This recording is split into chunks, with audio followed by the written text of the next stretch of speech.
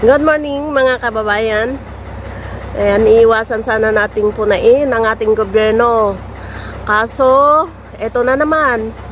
Oh my gosh ako at oh my grabe. Grabe.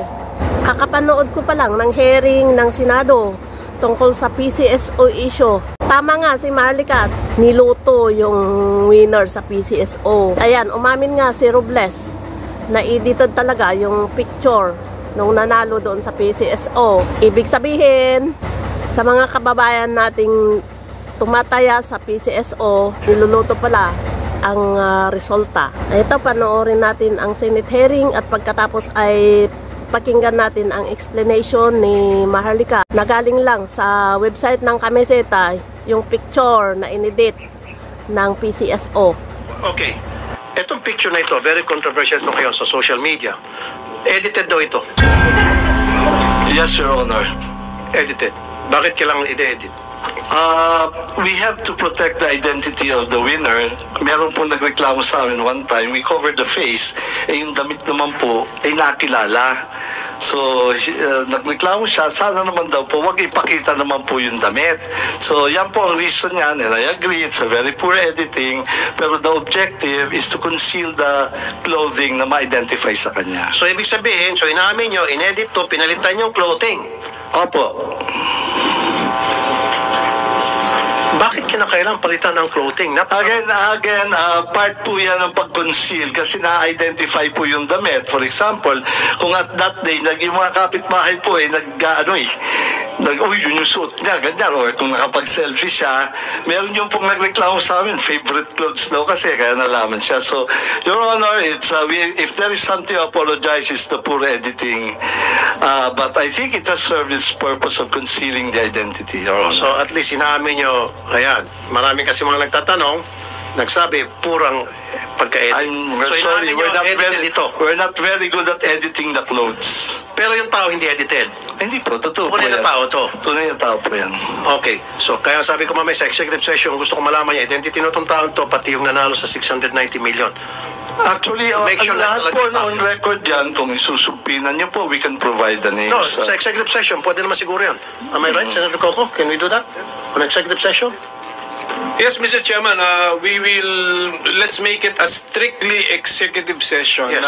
Given on the part of the Senate, limitado yung mag-a-attend at saka identified natin. And then, of course, kami, liability na namin yung kami pang source ng leakage. So. Like I said, Mr. Robles, kasi nga po, may clamor na malaman yung katotohanan. Kasi marami sa mga mananayan nagsasabi, yung nanalo ng 690 million, hindi raw yung legit na mananaya, kundi galing na sa tropa niya. I'm sorry, I'm gonna repeat this again. Yung pong kumakalat na balita, galing na sa tropa niyo, nag-invest ng 30 million para makuha nga itong 690 million. Para maalis na po yung haka-haka na yan, gusto po namin makita kung talagang totoong tao yon. And then gagawa nga ako ng cross-checking. Sinabi ko na kanina, I'm gonna use the NBI, the ICT, if I have to hire a private detective, para magkaroon ng cross-checking kung yun ba related sa inyo. Hindi. Pag lumitaw na hindi, sabihin ko rito na hindi related, talagang legit winner yan. Kung naalala po ninyo, noong January 3, okay, 2 weeks ago, nag-vlog ako, di ba, sa inyo, na may patong yung ulo ko ng 10 million pesos. At ang executor niyan ay si Mel Robles. Di ba, sinabi ko sa inyo yon. Bago natin ituloy-tuloy, eto na po yung bunga ng kahayupan ng gobyernong ito. Kung naalala po ninyo, ang sinabi ko sa inyo na nag-usap bago pumunta si Mel Robles dito sa Amerika, ay merong sa kanya si Lisa Smugs. Dito, Christmas giveaway, which is yung Lotto Loan Better nung December 28. Ito yung video ko para lang magkalinawan tayo dito. Okay? So, paparinig ko lang mga 2 minutes siguro. Nakarating sa akin ang information, okay, na ang loan, kaya sinasabi ko sa inyo na ang Loan Better na 571 million ayon sa ating puting ahas. Kaya dapat sagutin ito ng mga buwaka ng ina, lalo na si Lisa, si Robles, versus magsisinungaling yan. Dapat talaga susugin itong mga hayop na to. Na nag-meeting sila sa Quark. Okay? Sa Quark, the Quark restaurant, which is napuntahan ko yon mga palangga. Okay? Kung saan favorite ni Lisa na maglasing doon. Okay? Ngayon, pumunta sila doon mga kababayan na bago pala umalis si Robles papuntang Amerika. Nandito siya sa Amerika ngayon. Nag-shopping silang mag-asawa, mga palangga. At may mga bitbit silang mga alipores nila na sobrang-sobrang pag-shopping nila ng mga designers dahil ikaw ba naman ang loan better eh. Okay? That was January. Mga kababayan, okay, pinag-iingat ako ng aking puting ahas. Dahil narinig niya mismo, narinig nila mismo, mga kababayan, na kailangan nyo malaman na yung 570 something million, 571, 570, sige, na tinamaan noong loan better na sinasabi, bago pa tinamaan, ito ay regalo ni Lisa Ahas Mugs kay Robles. Kaya naman shopping galore sila dito sa Amerika, sa kung saan saang, lugar pa. Regalo ni Lisa, yung 570 million na tama sa loto, kaya ayon sa ating puting ahas, narinig nila na nag-volunteer si Mel Robles na kukuha ng multi-million, magsimula mo tayo sa 10 million para sa ulo ko. Nakita ninyo?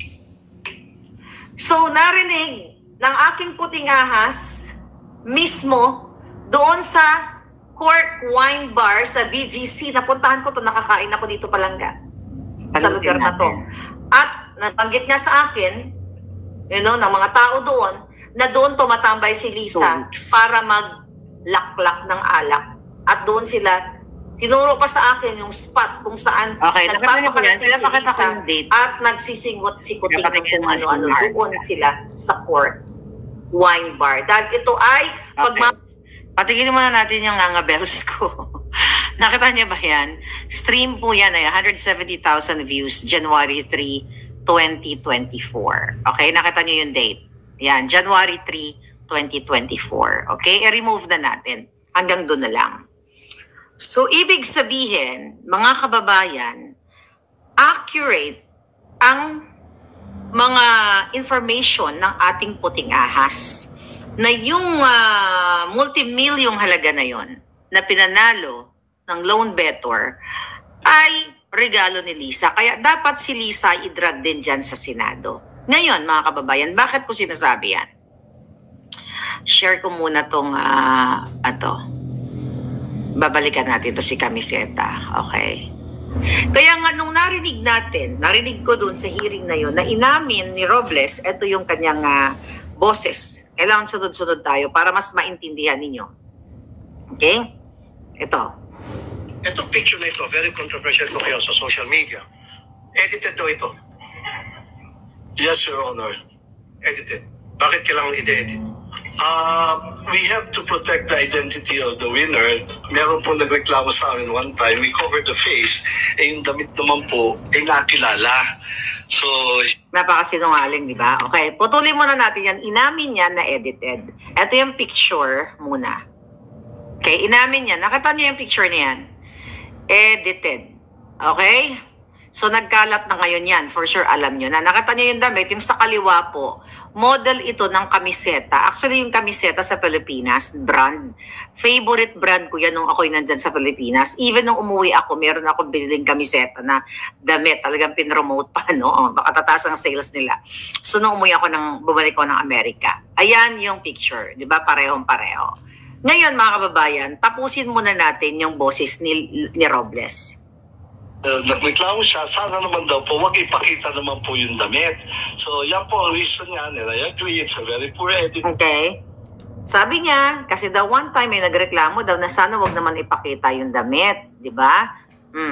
Inaamin niya na poor editing daw. Okay, poor editing, di ba? Ang poor na mga editors ninyo, pero ang milyon-milyon yung panalo, di ba? yung multi-million na pinanalunan nyo, tinitipid nyo yung editor ninyo. So, baka pati editor nyo ay underpayment. Okay, go. Pero the objective is to conceal the clothing na ma-identify sa kanya. So, Okay, so, the objective daw is, i-conceal o pagtakpan na may identify sa kanya. Kung di ba naman, palusot ito. Malinaw pa, sa sikat ng araw na demonyo itong si Mel Robles dahil malakas ang loob niya dahil siya ay binaback upan ng First Lady Ahas dahil magkakasabwat sila. Kung yan ang reasoning mo na ikukonsil mo yung damit, bakit ang daming panalo niyan? O konsil natin, bumili ka ng damit dyan sa SM o kung saan man, sa boutique, di ba? Kung yun ang reasoning niya. Bakit kinakailangan palitan ng clothing? Again, part 2 yan ang pag-conceal kasi na-identify. Napipik ko na, nagagaral ka na again, kay part po yan ang pag-conceal. Okay. Damit, for example, kung at that day, yung mga kapitbahay po yun yung suot niya, ganyan. On that day, pakinggan mo, on that day, kung yung mga kapitbahay niya, yun ang suot niya. Obvious, tanga na lang ang maniniwala sa buwakan ng inang to. Kung nakapag-selfie siya, meron yung pong... Kung nakapag-selfie siya, ano yung connect? O kung that day, mga kapitbahay nun, kung nakapag-selfie siya. Diba?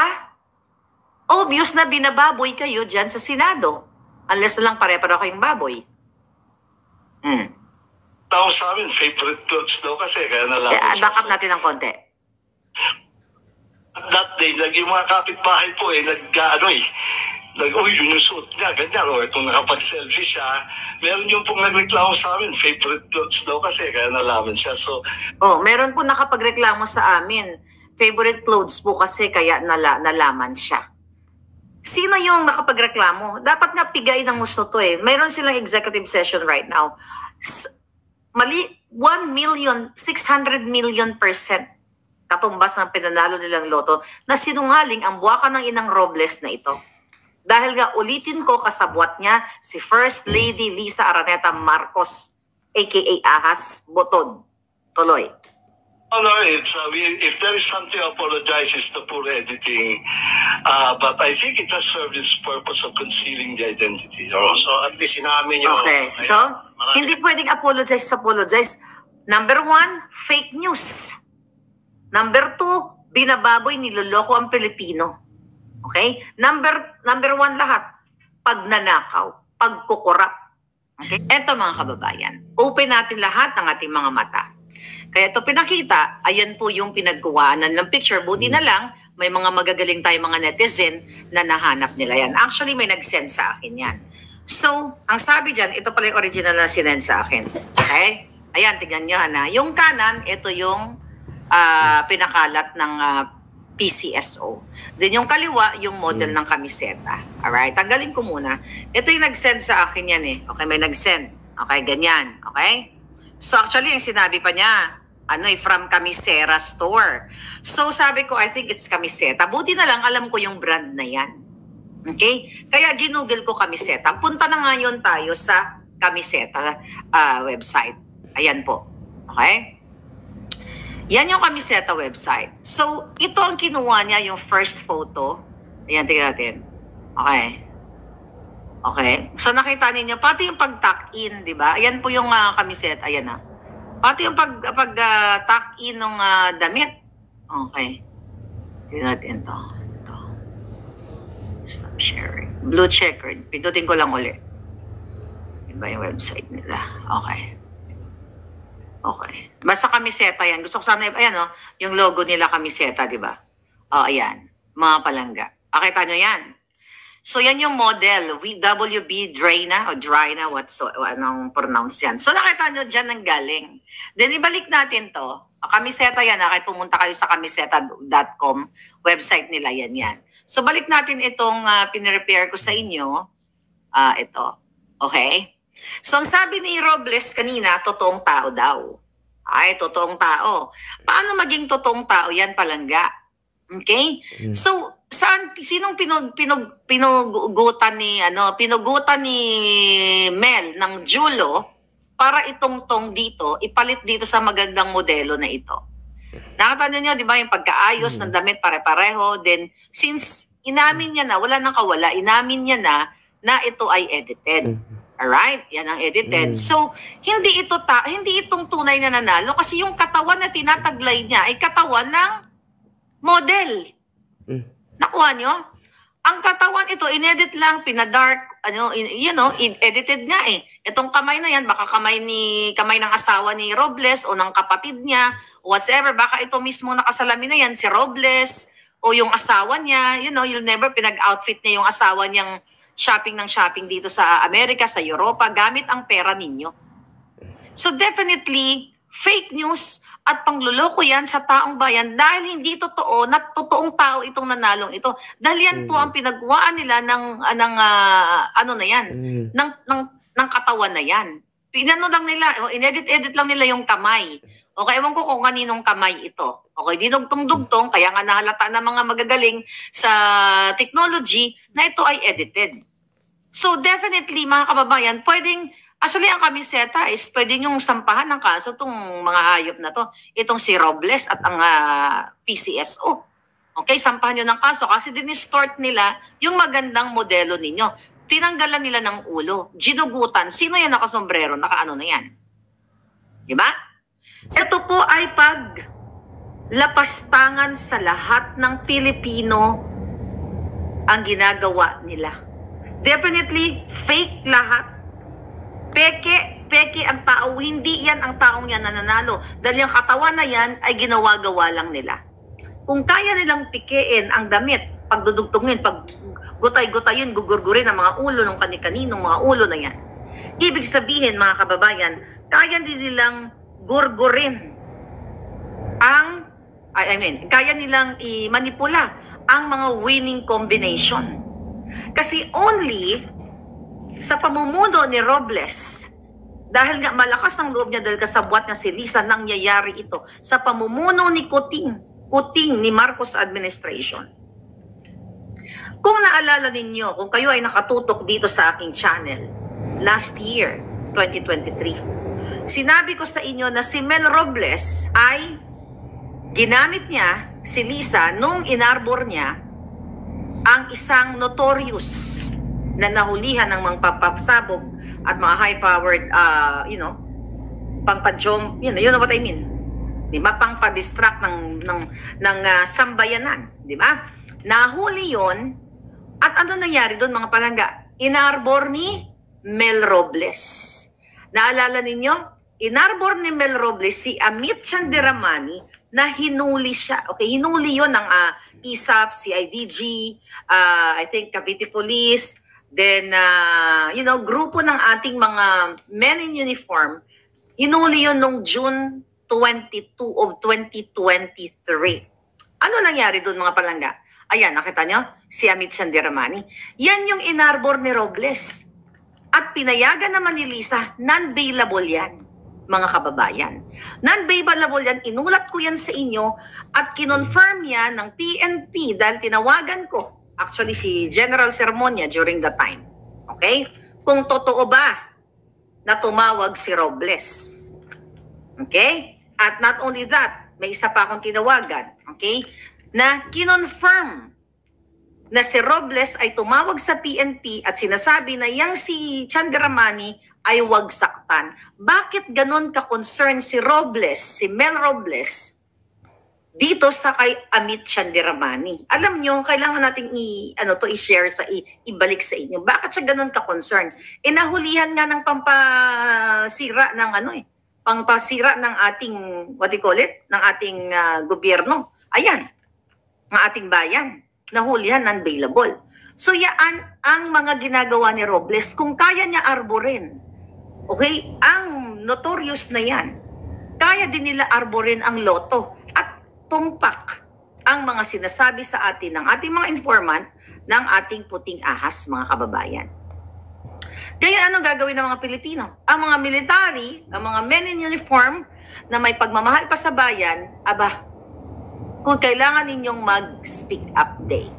Okay? Remember, last year, sinabi ko rin sa inyo na pinatawag din yan hindi ko sinabi, pinatawag ni Robles si Robles dyan sa PCSO dahil kino-question yung kanilang expenses na from 19 million during Duterte's time, nung sila ay pumalit, ay 340 million doon sa advertising part or sa advertisement, which is wala namang kakompetensya ang Lotto o ang PCSO. Diba? Hindi siya sumipot doon. So, maraming mga kahahayupan itong si Robles. Bawat galaw ni Robles ay may basbas ng First Lady Ahas.